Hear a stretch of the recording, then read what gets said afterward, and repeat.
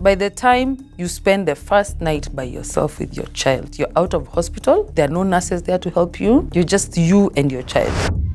I felt like my life has changed completely. Yeah, it feels like you're torn apart and then put back together at the same time. There's need for the birth partner to continuously assure the new mom that they're doing a good job. Does someone honestly want to be reminded they're doing a good job at that time? You have to be reminded. Yes. You've said it's only family that comes in. I don't know if I was lucky. I had such a good neighbor. You understand that even married people, their husbands, they don't have the mental capacity to watch their wives go through the pain, and they don't also have the mental capacity to be in the delivery room with their wives.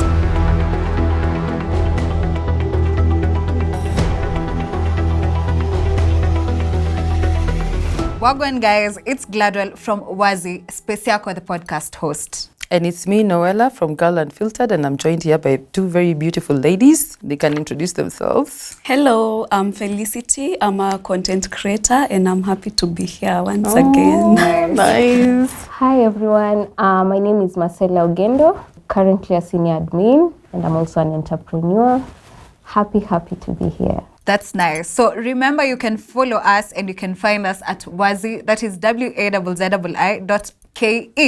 Stay tuned, leave us comments down below. Right now, we are going to watch the previous episode that featured Felicity over here on Wazzii Bloom, so that you can dive right into our episode. Hi, I'm Felicity, well known as Felicity Shiro. I'm a lifestyle content creator. Here are 5 things quietly ruining your eyesight. I'm also a mother of 1. I always saw myself becoming a parent at one point, but I didn't really think it would be that soon. I can't say I was prepared for that. From 28 years old, I always pictured myself being married in a stable relationship.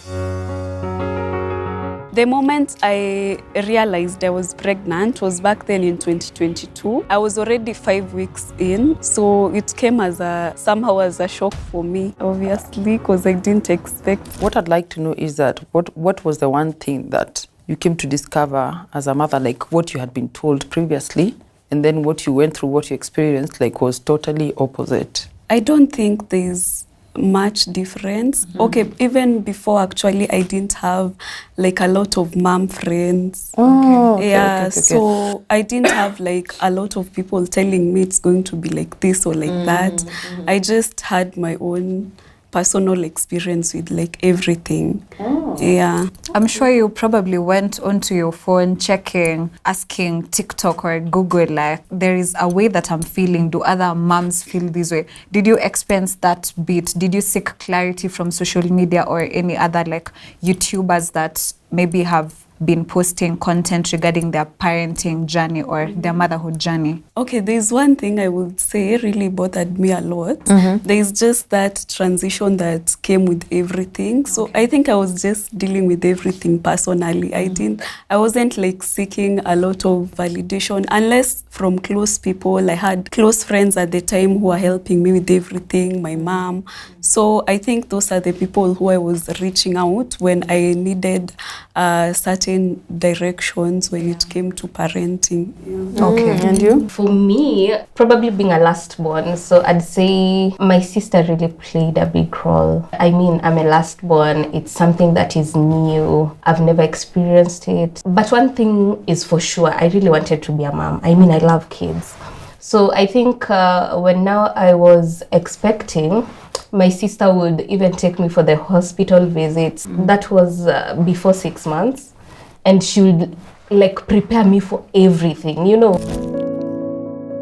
In my first trimester, the hardest thing for me, I will point out as sharing that news with my parents, my moms, to be specific. There's a time I visited home with the purpose of sharing the announcement with her, but I didn't do it, like nilikuwa naogopa. So one thing I'm interested in, like after now you told your parents about when they got to know that you're pregnant, you're having a child, and then now you got your child. how did your relationship change? I would say actually the relationship with my mom strengthened. Wow. The way we used to be before, like I can relate with her as a mom much more now.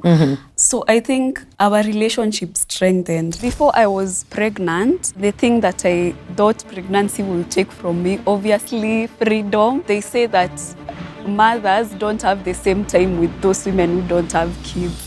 So can you please take us through the journey after the congratulatory messages stream in? How is the journey like? Do you still feel the support, or do you, at some point, did you feel lonely? There are usually so many congratulatory messages, but I don't think they're usually equivalent to the work or the support that you get from people.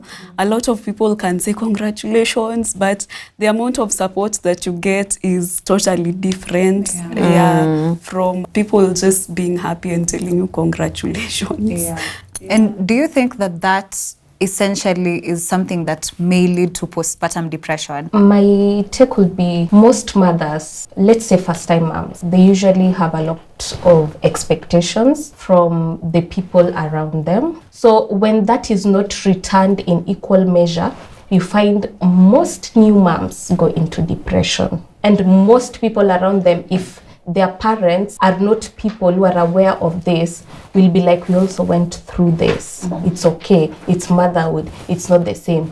But it's usually very important to find someone that will actually make note of the depression that you have, so that then you find the necessary support to help you navigate through it. I always thought motherhood would give me just the sense of belonging, like having someone who you see every day, someone who you wake up and work for. The first night that you spent together, I think the first night up until maybe 3 months or 3.5 months, as in 0 to 3 months. Do you remember the first night? Do you know what I'm talking about? I remember it very well. For me, I had a C-section. I was also nursing a wound at the same time. I still needed to take care of the baby. I just remember that experience being out of this world, because I couldn't sleep. At the same time, I'm here feeling pain. Now, when that time came when I was being discharged, I went home. I felt like my life has changed completely. Like it was just me and the baby. It's like you're in a different world. It feels like you're torn apart and then put back together at the same time. I don't know why it feels like that, but well, I also went through the same thing. Like, okay, this is our first night together. What's going to go on? What's going to happen? And I can imagine now for you, having gone through CS, movement is minimal.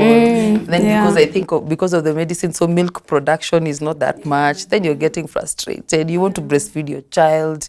You're not being able to do that. Well, it's a special time. Did you go through the same thing? Like, of course, with your first child, first night. Do you remember? I think coming in, maybe to give feedback to whatever she said, it is maybe necessary for the society to especially offer help to first-time moms, and especially if they've had C-section. It demands a lot of mental wellness, because as Felicity has stated, she had the C-section and there was need for the baby to have milk, and there was no milk. It's a lot of mental load on a new mom, and at times for a new mom you'll feel like a failure in that moment.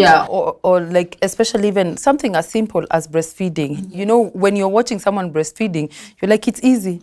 It's not easy. It's not easy, and it doesn't come naturally. It also doesn't come naturally for most moms. I am aware that some new mothers are given, I'm not sure if I am to call them supplements, but they're given some things, or like dieting, for them to either boost their milk supply. And for me, I've had it here from Felicity for the first time, that upon maybe getting the C-section, it kind of altered with her milk production. And I definitely have very many questions to myself. And I feel like my audience, or our audience rather, may have questions revolving around the same topic, because it's barely talked about.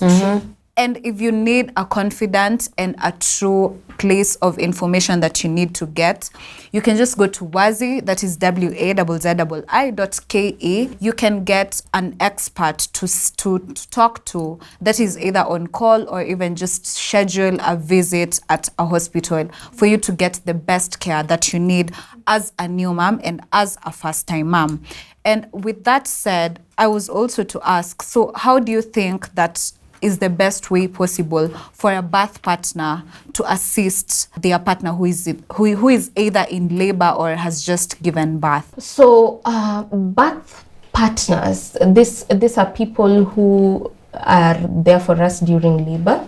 So it's also important for expectant moms to figure this out before the delivery day. You understand that even married people, their husbands cannot be the best. Okay. There are some husbands who cannot deal with it. They don't have the mental capacity to watch their wives go through the pain, and they don't also have the mental capacity to be in the delivery room with their wives. Now, when it comes to that moment of giving birth, this is not the time to give all the advices.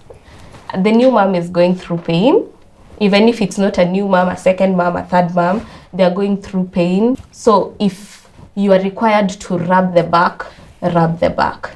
If you are required to take a walk with the mom in labor, take that walk. Don't say it out loud that you're exhausted. Yeah. And then again, during the delivery, there is need for the birth partner to continuously assure the new mom that they're doing a good job. Remember, at the delivery room, honestly want to be reminded they're doing a good job at that time. you have to be reminded. Remember, we are different people. We can take as much pressure in a moment differently. Remember, there are people who work well under pressure. Yeah. There are people who don't. There are people who will feel pain and they just give it up. There are so many people during the, I bet you've heard the phrase, sitarudia tena. So many You times. see? So birth partners during this moment should give that support. You are doing good. Breathe in, breathe out. Actually, in as much as it might seem simple, and in as much as society has made us believe that it's something that comes normally, it gets hard when you're inside there. It does. And you need someone to continuously assure you you are doing a good job. Keep on pushing. One more push, two more to go. You're doing well. And just holding your hand, it goes a long way. Zoe, this is your mom, obviously. You know, I love you so much. I'm always proud of you. You're the greatest gift that I've ever had. You'll always be my little girl. Do you feel like for your instance, you'd not discuss some things because you feel like there is no space for maybe you as a new mom or as a first-time mom, and you kind of struggled with your maternal health? I don't think I struggled much with my maternal health. The only thing that was really difficult for me, as I mentioned, was the breastfeeding part. Like, it was so difficult for me. I could also there are people who judge you a lot when you give your child maybe none and you're not breastfeeding every time. Kwanza mimi nilikuwa naenda nanunua mikebe carton. You talk the way you're going to talk. Online aunties, they're giving advice every time. So I saw something on TikTok, because these days TikTok is where you learn everything. TikTok. Yeah? So I saw, I don't know if it's women in Korea. So they give birth. After they give birth, they go to a facility like for 40 days. These women sleep. You're being fed, you're taken care of. Your child is brought to you only like when, if a need be, when they need to breastfeed and to bond and all that. But you're allowed to heal because your body actually, you don't have to strain your body. So I was thinking to myself, my goodness, if there was such a facility here in Kenya. Oh my God. Yeah, and I think, I don't even know if it costed how much. Do you actually think guys would go there? Of course. Nell, maybe to chip in on that, you know, in the, let me say, the traditional African society, there used to be something like that. Yes. Where new moms, after you give birth, your mom would come in or your mother-in-law would come in to assist you, or in different places, new moms would go back to their parents' house. Yeah. Okay. And they would be taken care of. But for those 40 days. Yes. And where is the baby in this story? The baby is there. With So- the mother. Yes. But due to modernization, and you understand, because now we are in Nairobi and some of our parents are still traditional, even me, maybe just to bring it in, my mother-in-law cannot come to my house, but my mother probably can. So you understand, due to the different times, there are some parents who can actually not come in. Back in the day, my grandmother used to be a nurse, midwife actually. So these people, after you give birth, do you know they used to go do the rounds? They're checking up on you. Yeah, they used to go do the rounds in homes. They want to check if you're healing well. Are you breastfeeding the child? How are you? But right now... By there about that, Yes. you've said it's only family that comes in. I don't know if I was lucky. I had such a good neighbor. She was called Faith. She had, nice. I think, a child, and she was also pregnant at the same time. Oh, now that's So she really helped me. I think she was there longer than even my family. She helped me with the foods. She helped me with the breastfeeding, everything, because I was new to everything. So she was checking up a lot, and that's so nice. Yeah, so just as she has said, you realize, as I stated about friends, just as their friends will not show up, their friends will show up. Yes. Because most of the mothers I've interacted with, their friends were showing up. Yes. More than even the family. Their friends who would actually take turns. There's a friend who will come in the afternoon to check on you. Have you eaten? Is everything okay? How are you doing with the baby? And then there's also a friend who will come in the evening to probably even cook for you.